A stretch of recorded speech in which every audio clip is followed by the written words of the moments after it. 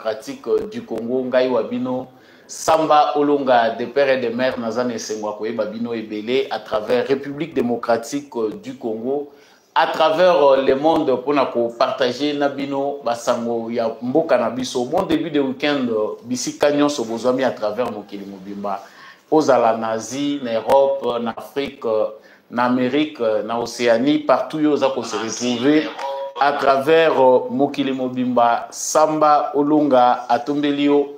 Boye malamu na kati ya émission na biso lokwa na momesano soki obeti pendali baku malamu ya kokota kati na émission oyo boye ndenge nini to salaka likez cette vidéo, n'oubliez pas de la partager et surtout abonnez-vous à notre chaîne et n'hésitez pas de nous laisser un commentaire. Nalombango penda naza kokota na basango po yango penda mutu ezaka mutu ya epai na bino sango aliboso ezali ba nouvelle nomination au sein des forces armées de la République démocratique du Congo. Tata mokonzi ekolo Félix Tshisekedi asali bongo uta mokolo ya lobi na butu ba nomination au sein ya force ya FARDC na ba poste ya commandement.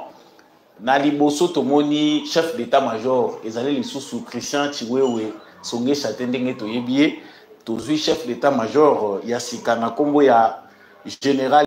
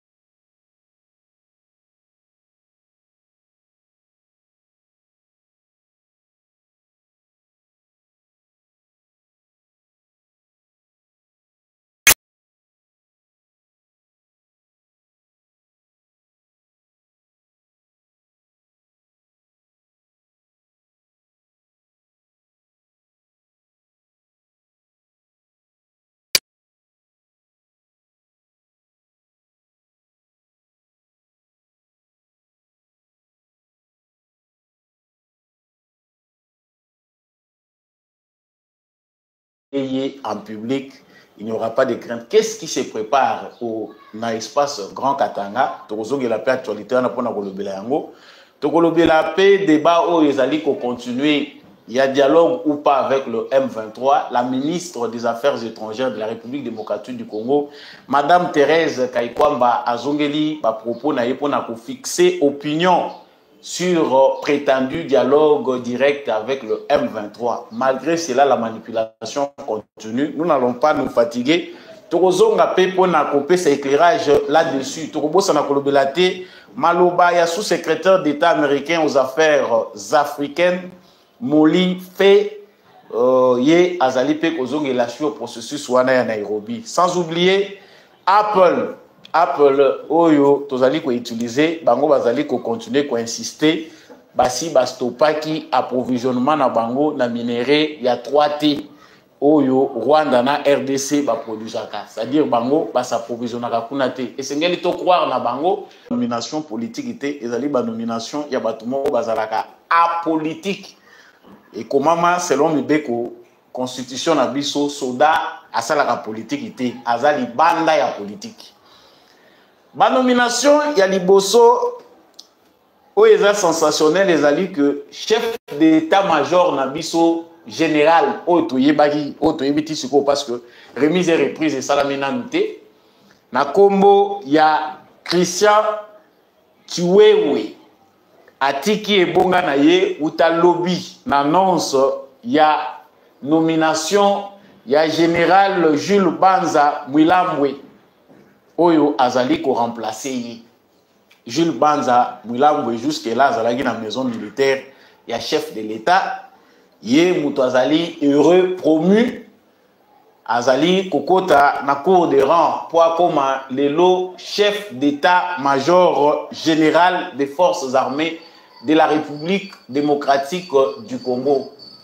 Ba événement bo ezalaka elengi na famille parce que tango baza ko nommer mutu boye c'est comme culture moi poudre na mutu moi maboko ebetami baye baningisio c'est la fête hein, en famille même si bako bimisango te na ba réseaux sociaux mais nous connaissons toyebi comment ça célèbre ici chez nous même les militaires tant baza ko nommer omoni batu baza ko sala fête baza ko tia poudre et la kisi ke alongi Christian Chiwewe avant aya kozala peut-être aïe critiqué par les autres il a aussi lui pasteur de son état.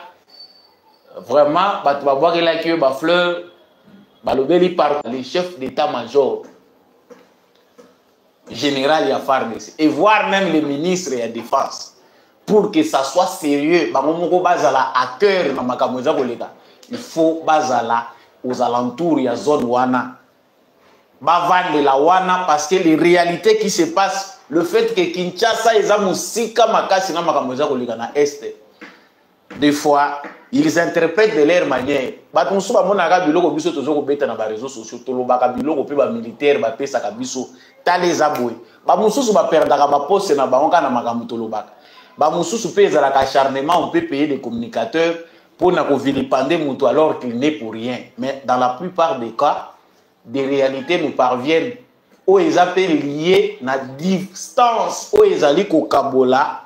Bato oyo bazali chargé ya ko coordonner ba opération ko landela ba opération ndengeza ko salema sur terrain. C'est la première des choses oyo et sali ke bato ebele na mutu na bango par rapport ya guerre babanda ko critiquer baloba ke Christian Chiwewe ne vaut pas la peine. Azali mutu oyo tokoki ko garder te parce que azali beaucoup plus à Kinshasa. Azane beaucoup plus à comme le rôle administratif ou bien à rangueur militaire. Peut-être au moni, il faut tout ça la différence entre côté en église, na mission oyo ezali ya armée hein. Ngai nanu na niveau na komi nanu na koma na d'accord ti. C'est vrai on peut être serviteur de Dieu et être aussi dans l'armée mais mission mi balé, il faut tout nzambe bien. Et loro yo ko sala penda oyo eza penda malamu eza oyo wapi. Parce que suivre des lièvres à la fois, entre combattre la bapate de l'église, côté à bango pour na bukonja likolo, na kozala tout le temps impliqué dans ce qui se passe au front. Bisika ba Congolais bazako kufa chaque jour. En tout cas, on pense que notre armée doit aussi revoir sa philosophie. Il y a un temps pour prier. De la totika na bato bazo sambe la ba intercesseur bako ko prier autant de fois qu'ils ont besoin dans la journée. Bako se concentrer pe na ndenge na bango, ça c'est une affaire spirituelle mais un militaire qui a la charge makambo belé ako sala ndenge azo sala. Et je ne peux pas kokota na ba détail mususu peut-être biso to yebite po et pas na biso koyoka soki ka balongoli mutu se kaza mabete. To lobite que Christian Chiwewe aza mabe, mutu anomaki ye seul ayebi ko juger ye par rapport à mission à confier qui. On peut nommer ba chef d'état-major ba nommé oyo mais mutu na mba pesaka ye itinéraire mission nini oyo ngai na pesio. On pense que Chiwewe par rapport aux ambitions de Tshisekedi il aurait fait son temps. Azane loko ye famille na ye to batu bakolobaki non, Balongolier, pour c'est ça. Non, c'est les chefs qui nomment. Ils n'avaient pas nommé sous pression de quelqu'un. Le rôle va nommer yo, va révoquer yo, et surtout que c'est dans l'armée. Au revoir, cher ex désormais chef d'état-major et aujourd'hui conseiller militaire et chef de l'État. Donc à côté d'un cabinet, il y a Félix Tshisekedi. C'est ça aussi la beauté. Il y a pour servir Mboka. Quant à celui qui vient, le général Jules Banza Mouilambwe, ah, Batubalobi, c'est bon, Ezali, Batubaza Koutana, il faut, ça c'est notre produit.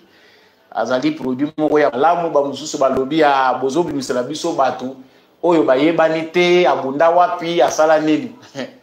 Les gens veulent qu'on invente des légendes. Les légendes on ne les invente pas. Hein? Les sangs, il y a patrie, il y a bunda pona ekolo, ça ne s'invente pas. Ezali lié te na nombre ya fois muto abundi, ezali lié pe na dévouement ya muto.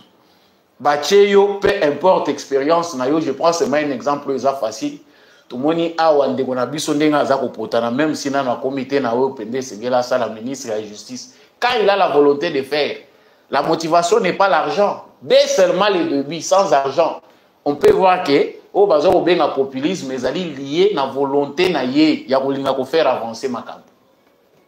Donc félicitations na Jules Banza Mouilambwe qui remplace Christian Chiwewe Songesha dans un contexte, ce qu'on a lobby extrêmement difficile, exagéré, mais crucial. Et ali moment moko ceux qui va nommer yo koko ça la fête famille na yo il faut ba fukama ba banda prière. Donc à partir quand il y a moment ba nommer yo on sait qu'il y a des avantages tout autour, mais yeba koko la pongité. Et ça na moment nini. Et ça na moment où to perdre ba localité. Ba localité na biso minene ya Ruchuru ezali na maboko ya banguna ba installer na ba administration na bango. Les nouveaux chefs d'état-major n'a pas le temps de fêter. Azana temps kutu ya kolaksaminu na yete, c'est quelqu'un déjà oh il faut déjà l'esprit na yaye bagé na bandi déjà bitumba. Même si ça n'a pas encore commencé mais dans son cerveau, ça doit déjà commencer. Ndengeni ne singeli ya bandela. Donc, ma nomination est délai, on ne peut pas s'attarder seulement sur celui, celle du chef d'état-major.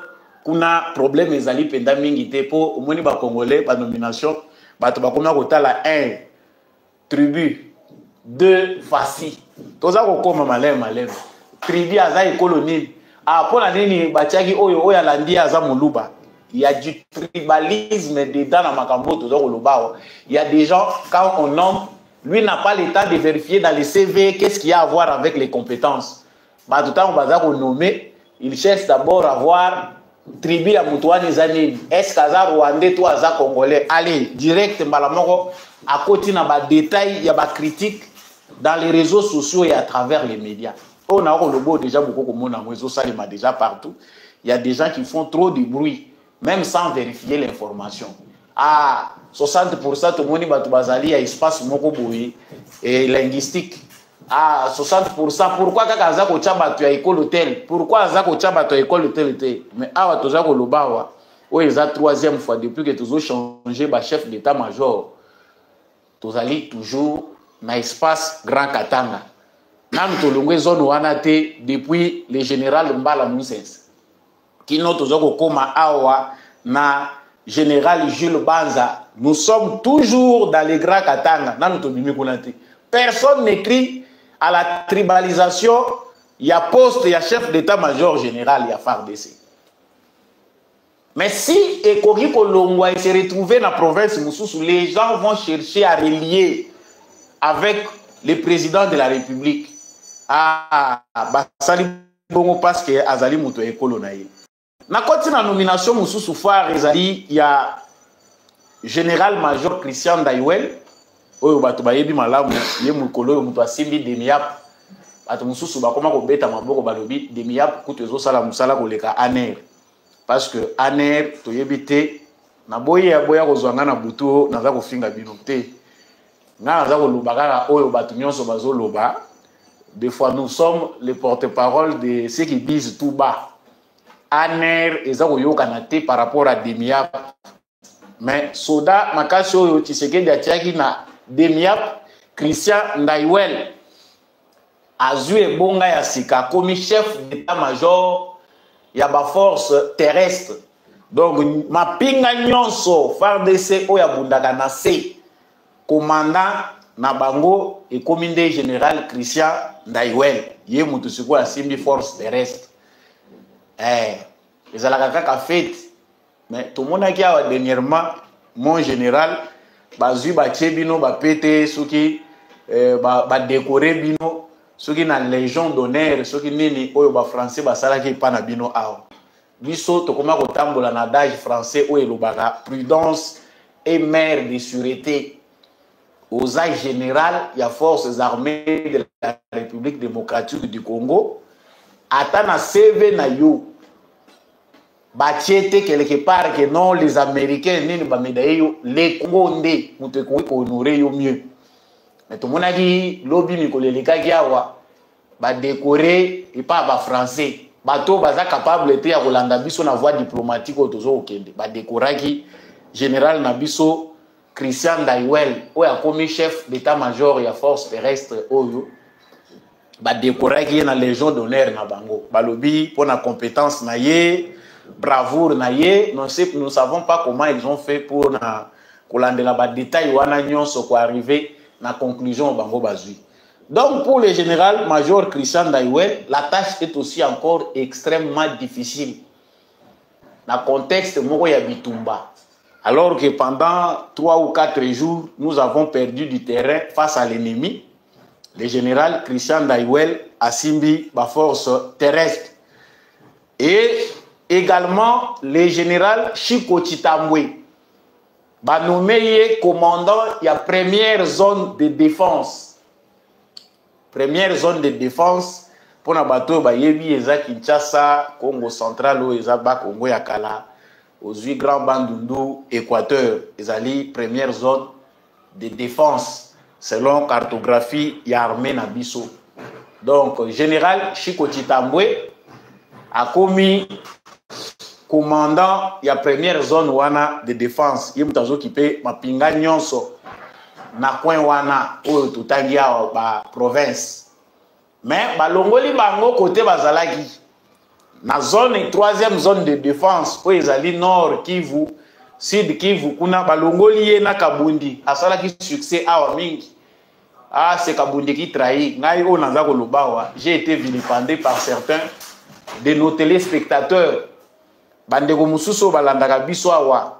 En tout cas, s'il vous plaît, si vous êtes en ligne, bon likaka, bon continuez à partager live nabino, likez surtout, n'oubliez pas de partager. Donc, général Chiko Chitambwe na général Etienne Kabundi. Bango nyonso balongwe est, baye koto na ouest, bango mi balenze la moko. Donc, Chiko Chitambwe lui, il est nommé commandant de la première zone de défense et Etienne Kabundi est son adjoint. Donc, balongole bango côté akuna.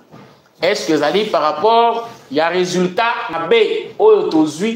pendant ces derniers jours, en tout cas, c'est les commandants suprêmes na équipe naie stratégique, na ba conseiller naie militaire, les pourquoi de cette stratégie, nous y reviendrons de manière générale. Mais, nomination Oyo, ezalaki inattendu. Oyo, ba mususu baza ko saïla ba cauchemar, baza ko ndimate, quelle mouche a piqué Félix Tshisekedi pour nommer le général Pacifique Massunzu comme commandant de la 3e zone de défense. La 3e zone de défense comprend les Nord Kivu, les Sud Kivu, les Maniema, les Turi, Baoué, les Chopo, Ouele. Donc, Nasangisi, cartographie à Kalayasika, tout le bagage à l'est de la République démocratique du Congo. Pour la bonne information, pour la Oyo, Bazanamou peut-être à l'esprit, le général Pacifique Massunzu, Azali, congolais, rwandophone, Azali d'origine rwandaise, ou bien d'origine rwandaise. Mais bateau bayebiye ruta tangu ya RCD. Ce qui m'a dit qu'il est parmi ba congolais rwandophones bazali loyal na patrie na bango. Lobi na ola la pongi bien té. Mais chacun a le temps de vérifier ce qu'il peut. c'est quelqu'un par rapport à son parcours, na rwandophone autoza na bango na institution comme en République démocratique du Congo, en tout cas, nanu ba reprocha yete likambo na stade moko ndenge to komi lelo oyo. Nanu te. Félix Tshisekedi l'a trouvé dans l'armée et Félix Tshisekedi aujourd'hui le promet. Mais na zone nini, ezali na zone oyo, batuti ya Rwanda, bazali ko convoité, bazali ko ta. S'il vous plaît, na makambo bolandinga kokota na ba détails ebele parce que nous autres nous n'aimons pas être traînés na ba polémique ou stérile. Nous savons que au Congo, en République démocratique du Congo, les sentiments général ezali que nous sommes tous généralement ou majoritairement hostiles à tout ce qui est tout ou rwandophone. Ça dit ceux qui balobi kaka na mutu wana ke il a azana origine moko ya ba rwandais. Jusqu'à tel point victime, hein, ceux qui congolais moko boya kweli pe libabe na diabolisation, babambie cliché hasard rwandais et qui peut même faire perdre ou même ata ebonga même crédibilité. Donc on a Congo, on a la pongi malamuté. Je pense que le premier raisonnement de tout Congolais qui a ces sentiments-là par rapport à la nomination, il y a le lieutenant général Pacifique Massunzu, ezali kokota na cadre wana ya sentiment général, c'est-à-dire tous les Rwandais oyo baza na Congo basi ba memanga ngamu pe nanza koloba na yebi que certains vont encore s'en prendre à moi boyebi makambo eza koleka te, s'il vous plaît, j'y reviens pour la ngana lobaki na ba émission elekaki. Nous devons savoir que même parmi les mauvais grains, hein, bisika kaka o ivré izali etondi, les bons grains aussi existent. Na momo tozali koloba oyo na porte ya Tshisekedi, les Tutsis aussi sont là pour beta porte. Pas seulement ceux qui se disent qu'ils sont déjà congolais, mais même ceux du Rwanda. Ba yebi que mabe o eza ko ya liboso et kozala pona bango nyonso. On ne peut pas juger quelqu'un par rapport à fascina ye, ou on ne peut pas juger quelqu'un par rapport à l'origine naïe. Même biso bato toza ba congolais de père et de mère tozo trahir mboka na biso. Nous congolais de père et de mère, de sang. Nanga a son père awa. Nanga zana tata na ye awa. Bato nyonso ya traîner o ba uti katanga na o ba uti Kivu ya moko moko wana. Bazana ba tata na bango na ba mama na bango na Congo. Cela ne les empêche pas d'aller collaborer avec Museveni et Kagame pour trahir le Congo. Ngai na tche pointé. Général Pacifique Massunzu, yé moko place azana no azago la lote à la biti, c'est que nini pe salié ki anome ngai oyo. Ezalaka facilité, tout ne se dira jamais dans la presse, et en même temps toza ko lobeza na biloko oyo. Par sagesse ko yiko bimakate mais yo pe mutozo landa. Oyebi yo moko pe kozwa conclusion na yo. Pourquoi Félix Tshisekedi na moment crucial akoyi kozwa moto yo azana ba origine tuti a nommé ye na zone où est très sensible le rôle oyo. Vous ne pensez pas que ça sera pour une blague ou par manipulation? Ou c'est certainement Bamvoutaki Tshisekedi pour nommer. Chacun sait voir que Félix Tshisekedi n'est pas un enfant pour qu'il nomme aveuglement. Donc Mouto va nommer, c'est qu'ils ont pris vraiment le temps de réfléchir. Mais moi, ce qui m'étonne, tant on a des détails de la nomination, en regardant de gauche à droite, c'est la réaction des Rwandais dans les réseaux sociaux et certains Congolais qui n'ont jamais défendu le Congo. Et là, moi, je sens qu'il y a quelque chose qui ne cloche pas. Pourquoi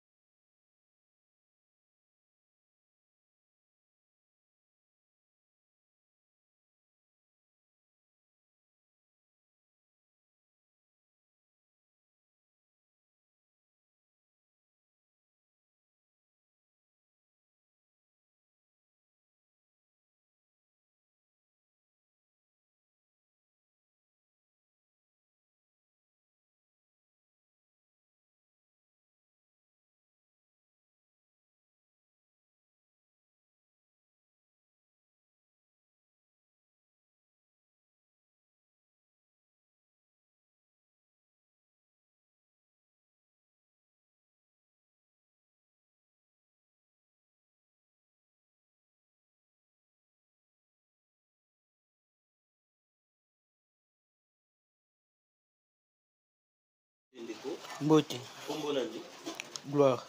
Nandosa musala na garage. Ena sa mutuka. Elo ndi mutu ekotanga na liso. Nande provoquer maladie oh. Mais totambola hôpital minene. Bale biso kwa mbongo. Ti lelo solution ezwa mite. Ti na ba Serge Joseph wana tokendaki mbongo ekufi mais na miti ba transfert biso na campus. La campus nde siko ndi mbongo ezati. Wana fa na rana ndako. Fa ba opéra ngo. Ba ta vidéo basunga poso batinga boye. Emi banga vraiment la passe. Boti kaka. Na boti bango 5. Basi 4 mobali kaka ye moko. Na tiake na musala ya garage. Po lobi asunga ngai. Naza na moto te awa na mboko Kisasa. Na papa te, mama te, ndeko te. Eza kaka mwasi na nga na bana. Lelo tala mwana na tiaki motema. Mwana eko kuma na kuya boy. Na ebite soki eza nzela nzambe soki pe eza nzela bato mokili. Me na sali oyo papa asala kapona mwana. Na bandi na wileri na koti wileri a transfert nga Kitambo. Na lungwe Kitambo a transfert nga Saint Joseph na sali nyonso. Scanel na koti siye na bimisi mbongo. Soki ba 750. Sans compter nyonso to ya bakisi nyonso. Na mati d'état. Donc na sali kaka ndenge papa salaka na bana na ngai. Donc ndenge nazali awa na suki nazali suna makoki te. Makoki zate. Nazo senga na bakonzi ya mboko oyo. Na bakonzi ya mboko oyo. Basunga nga. Naza na makoki te, naza na moto okende kotelema te, ndeko te, nani te. Vraiment Nzambe asime mitema na bango. Basunga ngai vraiment na pe. Numéro à téléphone ezali 082 87 444 32 na suka. 082 87 444 32 na suka. Ah, bozomi na avenue. Tozwami na avenue Kitwingi numéro 100. Quartier nini? Kalunga, quartier Kalunga. Commune Selembao. Ok, merci.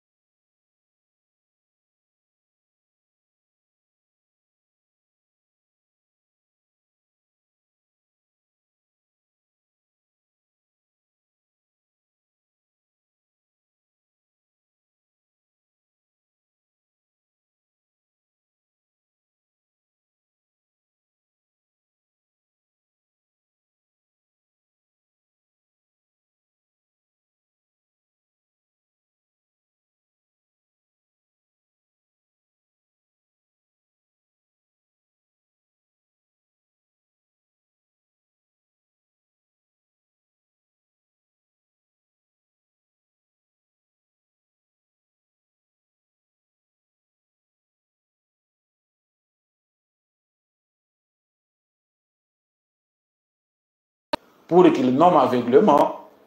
Donc, Moutoyo va nommer, c'est qu'ils ont pris vraiment le temps de réfléchir. Mais moi, ce qui m'étonne, tant qu'on a des détails de la nomination, en regardant de gauche à droite, c'est la réaction des Rwandais dans les réseaux sociaux et certains Congolais qui n'ont jamais défendu le Congo. Et là, moi, je sens qu'il y a quelque chose qui ne cloche pas. Pourquoi les Rwandais s'acharnent sur ce monsieur? Pourquoi les Congolais qui ne défendent pas leur pays? Oyo ba komi si Tshisekedi logo les nemi na bango, baza ko s'acharner les couleurs ya mutu oyo. Ba yebiye. Chers Congolais, ne soyons pas si sentimentaux et émotionnels. C'est vrai, l'émotion, les sentiments font partie de l'être humain que nous sommes. Mais après, bah, émotion, bah, sentiment, il faut toujours rappeler. Il y a des Rwandais qui sont morts sur le sol congolais parce que bah, boy, ko collaborer na pays na bango d'origine Rwanda pour trahir RDC. Ça existe. Il y a des Rwandais comme ça qui sont morts. Pour défendre une raison. Non.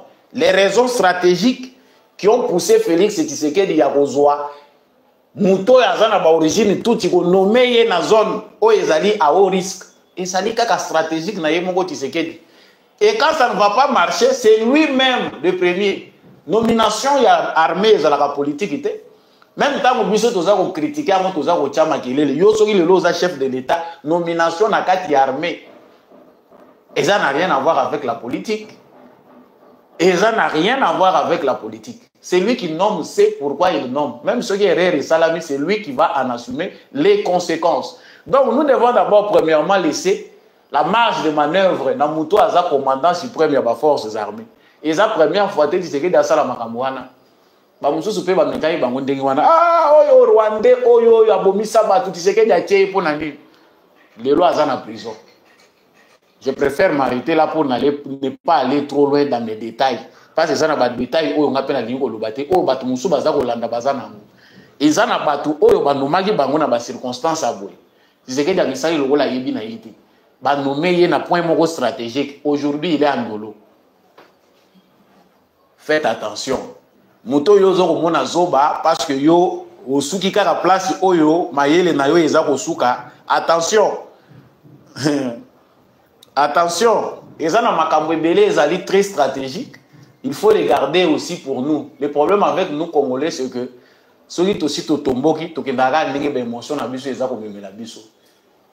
on nous accuse partout. La chasse, il y a Batouti. La chasse, il y a rwandophone. Nous ne voulons pas reconnaître qu'il y a des Congolais d'origine rwandaise. Nous sommes en train de l'élimination systématique. Il y a Rwandais. Il y a même un lobby pro-Tutsi, pro-Rwandais, dans les États-Unis d'Amérique, dans l'Europe. Pour ceux qui ont l'état de fouiller les informations, suivre de près les informations, ils ont accusé RDC, lobby qui ils ont une épuration ethnique où ils ont dans RDC. Et ça s'est fait contre les Tutsis. Et là aussi, nous avons une réponse. Il y a Félix Tshisekedi pour leur montrer visiblement qu'au Congo, il n'y a pas un problème de race, un problème tribal contre la communauté Moro-Songolo-Pakala. Ça n'existe pas. Même la poste Nabiso est stratégique. Nous laissons des gens, Oyoyo, Bazali, Allochtone, Batoyo, Bayakoya, Toza Kopesa Bango, Poste Wana. Donc, yo tango Zako Sal analyse na yo Suki Kaka. Parce que c'est un outil, c'est une tête qui fâche à politique et ça, les émotions. Si tu sais qu'il va nous suivre dans nos émotions, dans nos sentiments, à beaucoup fatigue, tous les liens, tous les musées. Je ne le souhaite pas, je ne le souhaiterai jamais. Mais ce qui tu sais qu'il y a commis émotionnel, dans le niveau où les Congolais, chers Congolais, le pays ne vivra jamais en paix. Makasi ya leader ezalaka koyeba kozala musika likolo ya bato. Ça dit quand bino bozo réfléchir bino nyonso bokomi na conclusion Z. Il y a pesi bino na conclusion musu c'est comme exercice parce que forcément il a des informations que nous n'avons pas. Nous sommes victimes d'un grand complot international qui doit être dévié na ba sens ebelé. Et ba nomination ou stratégique ezoko répondre na moment moko o ezali très difficile sur terrain, bomoni ke ba Rwandais pe bango baza ko s'interroger mais muto aza ko opérer ndenge nini. Qu'est-ce qui se passe pour un moment où muto yo asala ba nomination? Eza tsunami awa laboratoire ezala ya ba Congolo baza ko mikosa awa ba opposant. Ezala laboratoire ya ba oyo baza na Rwanda ba service à renseignement na bango. Calcul et l'équipe. Tout le monde cherche à savoir ce qu'il fait dire quoi, ce qui a déclaré guerre, qu'est-ce qui se passe. Nini esali boy. Toza ko ke malembe. Bande kona biso ba jeune militaire, ba lelaki balobi vraiment tolembi changer boy, sala boy, stratégie azalaka moko. C'est vrai calcul na biso nyonso na se er moko totali tolobi ka za erreur, mais les stratèges atika la moko. Les informations o ya za kozwa na o biso toza kozwa. Bokese nezali makasi yo oza kozwa ba bribe ba miette mais muto aza informé chaque jour muto elinge pasuka na makambo mineno ya aza kozwa mususu soki batandi yango kaka na RTNC Congo etiki esese kozala pays peut-être ba mususu awa bakoloba non c'est pas possible mais il vit avec muto wana kozala na dimension moko te na yo mukola kolonga nde bokomi citoyen ndenge moko mais la masse d'informations qu'il reçoit et ça là que tout respecté quelque part. Donc pour clore ces chapitres de nomination, qu'ils soient d'origine rwandaise, qu'ils soient congolais, nous n'avons rien à dire dans la nomination des alliés à militaires. Il n'y a nulle part dans la constitution congolaise là où il est écrit que les nominations des militaires doivent être contestées. Ça n'existe pas. Et comme il y a le débat, même les opposants politiques, c'est ridicule.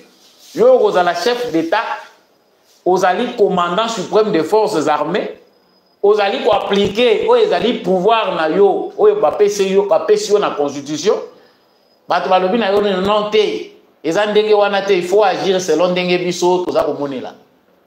Bande ko na ngai ba détail belé sala ka pe mutu pasi, oyo tokozwa yango wana concernant les nominations au sein de nos phares d'ici. Sangwami balé naza kolobela aux alliés que le lot toza le 20. S'il vous plaît, ceux qui sont en ligne, veuillez liker et surtout n'oubliez pas de partager les lives de cette émission. Abonnez-vous si vous n'êtes pas encore abonné. À propos, il y a général Edi Kapend à l'Obagi que Mukolo ya lelo le 20. Selon la rumeur, bato yo balugaki komeka lelo le 20, il fallait qu'il basa la mouvement moko boye. Oyo bango bakosala na espace Grand Katanga pour déstabiliser Mboka. Yango pe en réponse, la menace nyonso ezali prise en considération bazolaki bango ba disposition utile. Les forces armées, police nationale, bazalaki déjà bien équipées et placées pour préparer l'aventure bango bazako luka komeka. Mais ba propos na eza très capital tant azolo balobi, il y a préparation des attaques. Et si parmi vous, l'un parmi vous est attaqué, attrapé dans cette histoire, il sera fusillé en public. N'oubliez pas que la peine de mort est déjà rétablie. Et ça, moi, discours moulaya après ça qui bangba musu balobi, un général n'est pas fait pour menacer. Ma propos, il y a général Edi Kapend, ils allaient au-delà.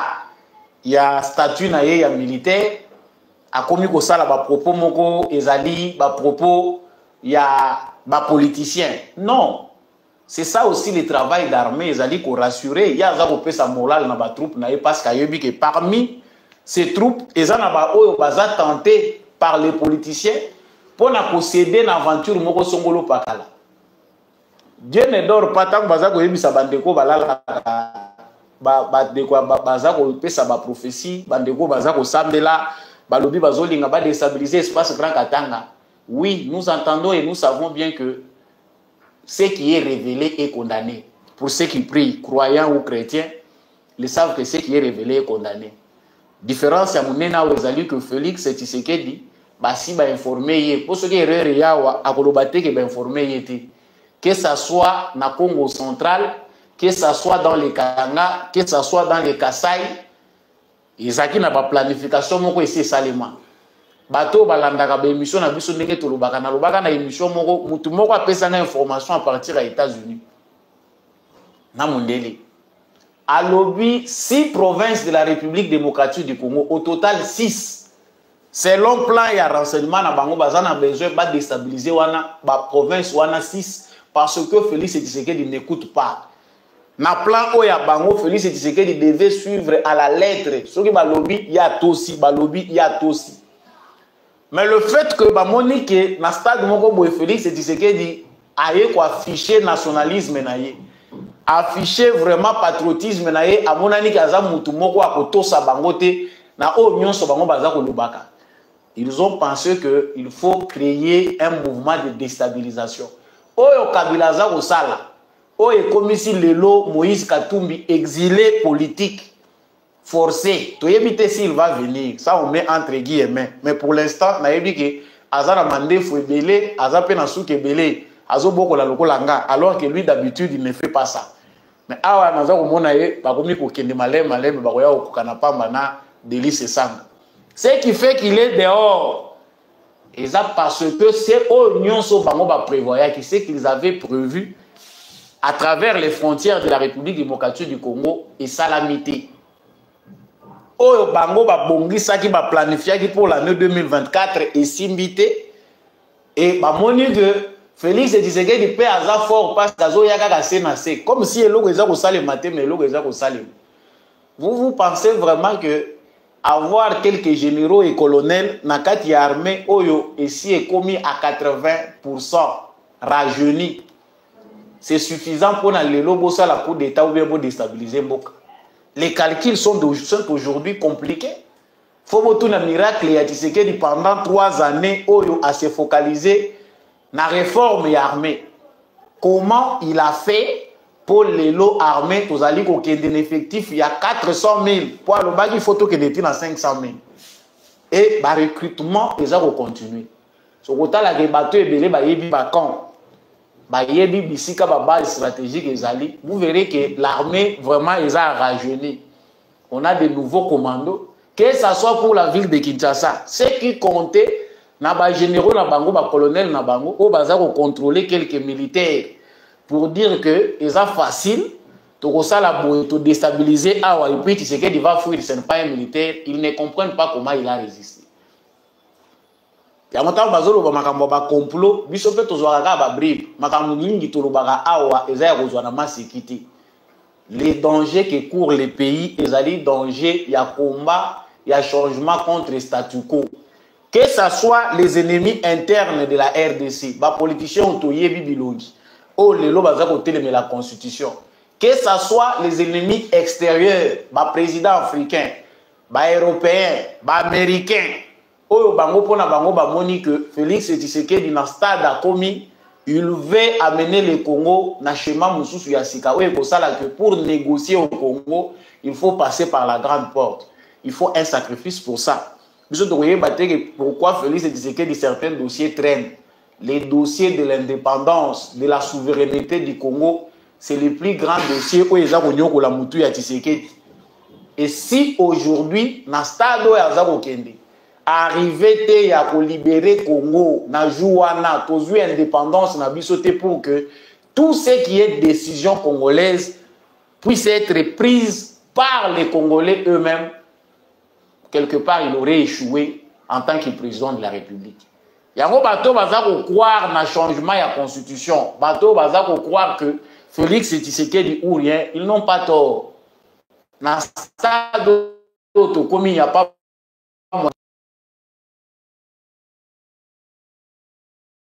un mandat encore et à kokokisa 10 ans il faut ça la kende. Akende photo ça la nini. Pour oya koya ya ko bandela nini abanda wapi. Yango tuza koyebisa bandeko na biso na ba province o tuza kotanga mais à air ya Congo.